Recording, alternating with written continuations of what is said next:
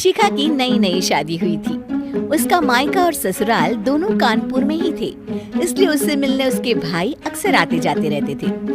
ये बात शिखा की सास मीना को बिल्कुल पसंद नहीं थी। मम्मी जी, आज राहुल भैया आ रहे हैं। कौन? तेरे चाचा का लड़का? जी मम्मी जी। अरे पर वो तो दिल्ली में रहता है ना? हाँ मम्मी जी, उन्हें कल सुबह दिल्ली के लिए निकलना है, तो वो आज मुझसे मिलते हुए कल सुबह यहीं से निकल जाएंगे। हमने तो धर्मशाला खोल रखी है ना। कुछ कहा क्या मम्मी जी? मैंने कहा हाँ, आने दे तेरे भैया को, जमकर खातिरदारी करेंगे। अब तो कुछ करना ही पड़ेगा, इससे पहले कि मेरा घर धर्मशाला बन जाए। ये कैसी बातें कर रही हो मीना? सच ही तो कह रही हूँ। अभी इसकी शादी को साल भर भी नहीं हुआ और आए दिन इसके घर वाले आ धमकते हैं। अरे तो क्या हुआ, वो इसी शहर में रहते हैं तो हाल चाल लेने आ जाते हैं। इस बार मैं उनका हाल और चाल दोनों ही बिगाड़ दूंगी। अब बहुत हो गया जी। अरे ये कैसी बातें कर रही हो? हे भगवान, बस आप तो देखते जाइए। शाम को राहुल आता है। नमस्ते आंटी, कैसे हैं आप लोग? हम लोग तो ठीक है, तुम कैसे हो बेटा? मैं भी अच्छा ही हूँ आंटी। बस आज रात के बाद नहीं रहोगे। चलिए भैया, मैं आपको हमारा घर दिखाती हूँ। रात में खाने के टेबल पर शिखा, रोहित कहीं दिखाई नहीं दे रहा। जी भैया, वो ऑफिस के काम से बाहर गए हैं, कल शाम तक आएंगे। अच्छा अच्छा। बेटा, क्या तुम भूत प्रेत में मानते हो? नहीं नहीं आंटी जी, पर अचानक आपको ये ख्याल कहाँ से आ गया? पता नहीं क्यों, कभी कभी मुझे लगता है जैसे रात के समय बैठक में कोई घूमता रहता है। ये आप क्या कह रही हैं मम्मी जी? हाँ, तुम लोग घबरा ना जाओ, इसलिए मैंने आज तक इस बारे में कुछ नहीं कहा। ये आपका वहम होगा आंटी जी, ऐसा कुछ नहीं होता। हो सकता है। चलो अब मेरा सोने का टाइम हो गया है तो चलती हूँ मैं। शिखा बेटा, राहुल के सोने की व्यवस्था वहीं दीवान पर कर देना। जी पापा जी। अब चलिए भी। अच्छा, तो बैठक में सोने वाले हैं साहबजादे। क्या बड़बड़ा रही हो? कुछ नहीं, आप सो जाइए। मीना और महेश के सोने के बाद शिखा और राहुल आपस में बात कर रहे होते हैं, तभी डोरबेल बजती है। अरे आप! सरप्राइज!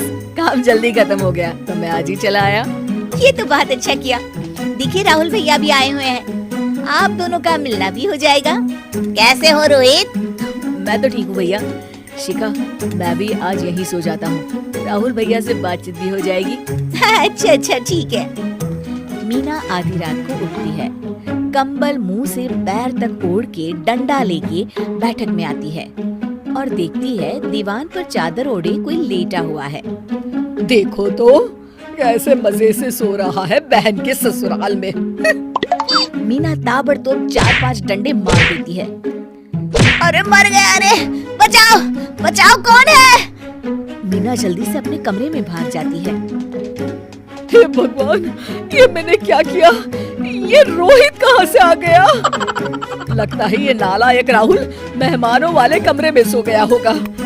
आज तो इसकी खैर नहीं। उधर बैठक में, अरे क्या हुआ रोहित? मैं बाथरूम में था, तुम्हारे चिल्लाने की आवाज सुनी। पता है भैया, मैं सो रहा था, अचानक से कोई आकर मुझे डंडे मारने लगा। ये क्या कह रहे हो? लगता है तुम भी आंटी की तरह भूत प्रेत में मानते हो। नहीं नहीं भैया, सच में कोई आया था। मैं तो जा रहा हूँ मेहमानों वाले कमरे में सोने के लिए। इस समय अपने रूम में जाऊंगा तो शिखा की नींद खराब हो जाएगी।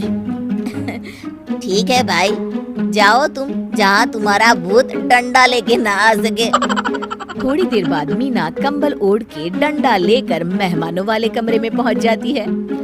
वो बिस्तर पर सोए रोहित को फिर डंडों से मारने लगती है।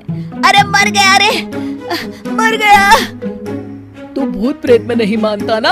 ये ले, अब डंडे खा। हैं? ये तो माँ की आवाज है। रोहित कंबल खींच देता है। बेटा तू! अरे ये क्या कर रही हो माँ? मार मार के मेरा भरता बना दिया आपने। माफ कर दे मेरे लाल, मैंने तो तुझे ही मार मार कर लाल कर दिया। मैं तो उस राहुल के बच्चे को सबक सिखाना चाहती थी। राहुल भैया को?